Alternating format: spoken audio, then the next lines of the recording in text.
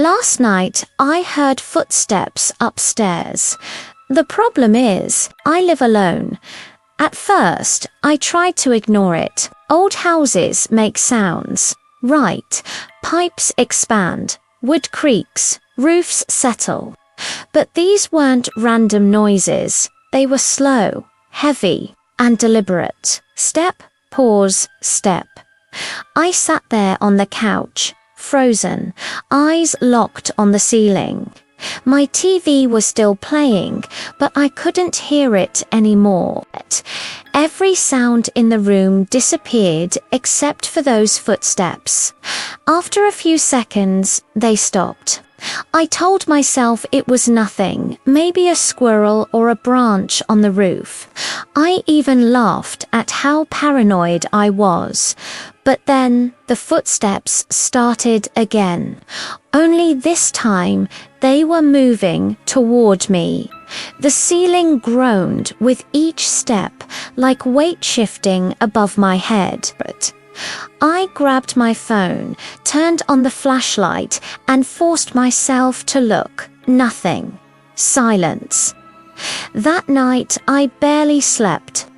The next day, I searched every corner of the attic entrance, locked, sealed, untouched. So that night, I convinced myself I was safe. But when midnight came, it happened again. Same time, same rhythm. Step, pause, step. Like someone pacing, waiting for me to react. Then came the breathing, slow, steady, human. It drifted down from the ceiling, soft at first, then louder, as if whoever was up there was leaning close to the floorboards, listening to me. My skin crawled.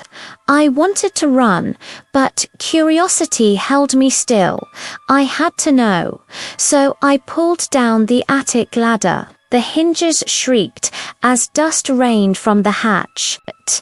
Cold air poured down, sharp and sour, like the smell of old wood and something long forgotten. I climbed, one shaky step at a time.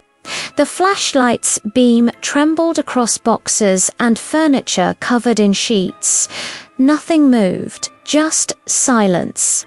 I let out a breath I didn't realize I was holding. Then, behind me, I heard it. Step, I turned, light shaking violently, but there was nothing there. Another step closer, and then a whisper brushed against my ear.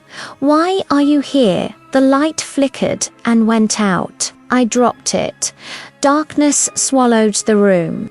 I scrambled down the ladder, slammed it shut, and didn't stop running until I was standing outside, barefoot, in the cold. The next morning, I called the old lady who'd rented me the house, Mrs. Whitley. I told her what happened. She went quiet for a long time before asking softly, "You went up there?" I said yes. There was another pause. Then she whispered, "My husband died in that attic 20 years ago. I thought he'd finally stopped walking." The line went dead. I moved out 2 days later. But even now, when I try to sleep in my new apartment, sometimes, late at night, I still hear it. Step, pause, step, and every time that same voice follows, soft, distant, almost kind. "Why are you here?"